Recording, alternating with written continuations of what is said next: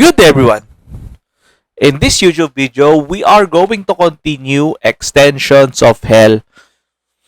So, ang ating pag-uusapan naman natin ngayon ay ang sementeryo. So, this is a portal of hell because no one is really concerned about the place itself. So, lalo na ang aga ng curfew ng mga ng city pagdating sa kanilang cemetery. So, they close as early as 6, 7. So, napapaisip ako, is it accidental na ganun kaaga? So, sabi ni Lord, no, not really.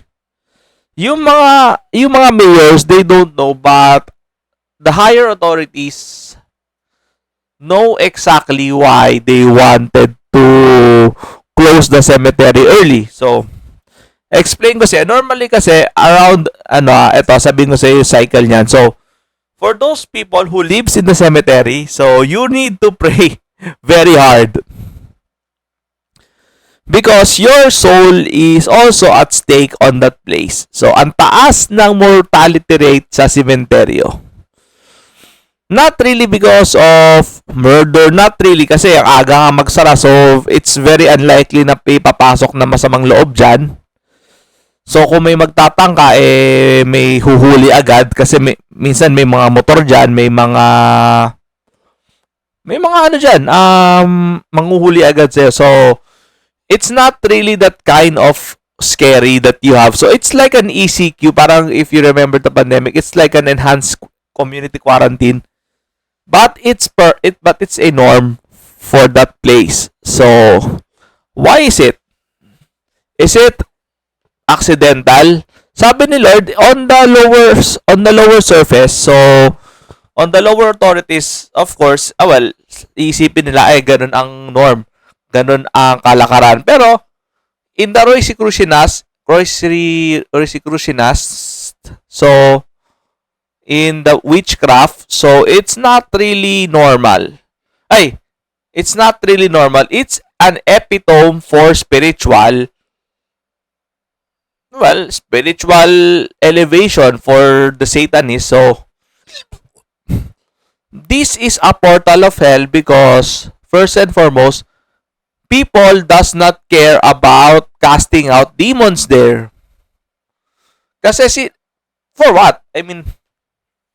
Isipin ng demonyo, patay na nga eh.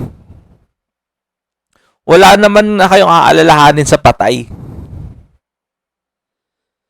So, ano bang ginagawa nila? Sige, explain ko sa inyo. Sabi ni Lord kasi at siguro 8 or 9, there is a ceremony for those souls na hindi nakapunta sa langit. Kasi hindi kasi lahat ng kaluluwang namatay ay sa impyerno agad pupunta. May iba pinagtatrabaho muna, inaalipin muna bago parusahan sa impyerno. Wait, paano naman yung mga Kristiyano namatay? This is a different story. Do you remember what I said before? Once a Christian dies, he or she will go straight to heaven immediately. Kung ibig sabihin nun, kung hindi ka agad kinuha, you know what it means. You are enslaved to hell. So, ayun na nga. Remember, kung saan ka man namatay, sa ospital ka man, sa bahay ka namatay, if a Christian or saint dies, he or she will not wait until his or her remains will go to the cemetery because his or her soul will go straight to heaven. Okay? Wala nang wala nang patumpik-tumpik yan. Alam din ng demonyo yan. Kinukuha agad ng Panginoon. How many minutes? It's not about minutes. It's real time. Pag once sa humiwalay na ang kaluluwa ng tao, alam naman ng angels ko siguro a couple of hours, a couple of minutes bago mamatay yung tao. Alam na ng mga angels at saka alam na ni Lord na mamamatay na yung taong yan. So, inaantay na lang yung paghiwalay ng katawan at kaluluwa bago nila ihatid papuntang langit. So, wala nang paghihirap after the death. So, ibig sabihin yan, yung mga kaluluwang nandun sa sementeryo na hindi pa agad dinadala ni Satan ay meron silang formation. Kung sa familiar ba kayo sa security guard, may formation, may meeting muna. Pati yung mga police, may formation sa labas ng opisina or pwede rin sa loob kung malaki. Nagmi-meeting muna sila sa kung anong gagawin, mga gagawin. Parang ano, yung mga bagong hired na police, so wala naman silang magagawa, diba? Di naman sila makakapalag kung formation. Ganon din yung mga alipin doon. So, once a human has become a soul, they will become slaves of the devil. So, wala na silang magagawa sa demonyo. Because the devil, if you remove the physical flesh of the human, is already lower than the devil. Mas makapangyarihan ng demonyo kaysa sa tao pag nawala na ang katawang tao ng isang tao. So, mag-orientation muna sila no, sa anong gagawin. Hindi, I mean, this time, hindi talaga order ang igagawin nila. So, gagawin nila is paano gagawing nakakatakot, paano nila bibigatan yung aura sa sementeryo. Kaya kung papansin nyo, lalo na pag medyo ginabi ka na dyan sa sementeryo, pagka All Saints Day, parang mas mabigat yung pakiramdam sa gabi kaysa sa umaga ka pumunta. And that is normal.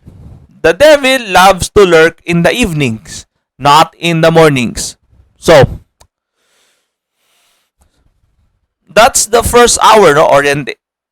Is it happening every day? Yes, it happens every day because the soul of the humans has already been an extension of the devil there.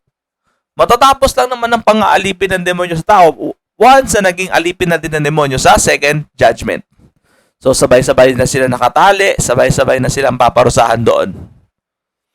Wala na silang magagawa, pareha-parehas lang. So,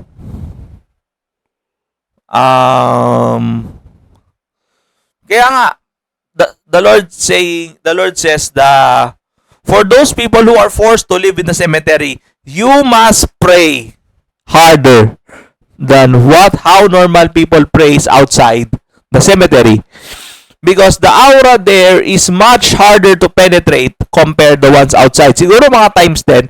Yung spiritual barrier na nakaharang doon is times 10 compared sa nasa labas. So the prayers of people is harder to penetrate there because it is a place of lurking souls. Souls that will never have a chance to go back to God's kingdom. Kaya nga ang sinasabi ni Lord, this is just the first hour. So, I will discuss the next kasi it's medyo matagal yan. It's 9, May 12, May 3.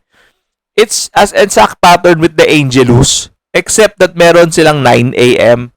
sa sementeryo. It's 12, kung mapapansin nyo sa mga Catholic schools, may 3 p.m. and then sa 6 may Angelus. Ganon din yung pattern nila. So, the Angelus is 6 a.m. Meron din silang ginagawa dyan. That is gonna be an explanation for next video.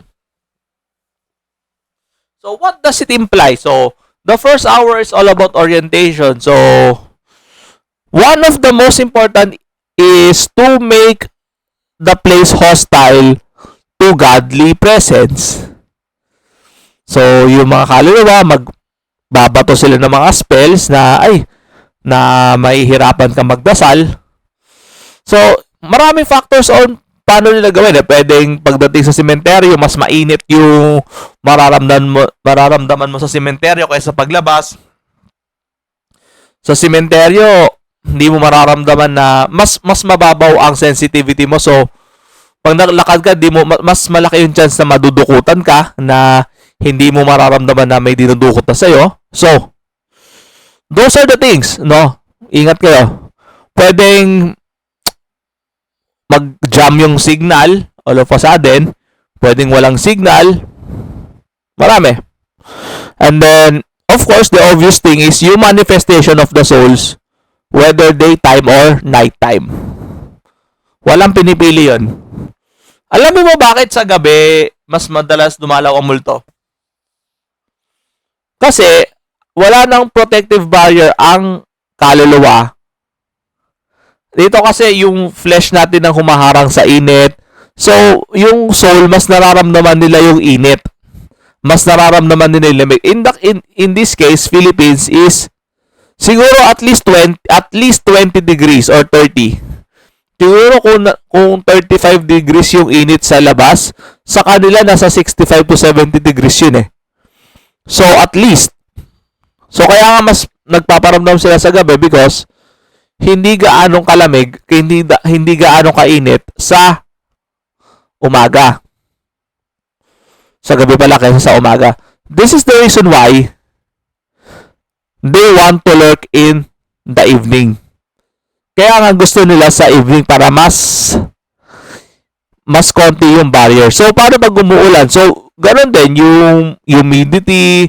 Nararamdaman din ang soul yan, pero mas sensitive sila pagdating sa kung ano yung nararamdaman natin.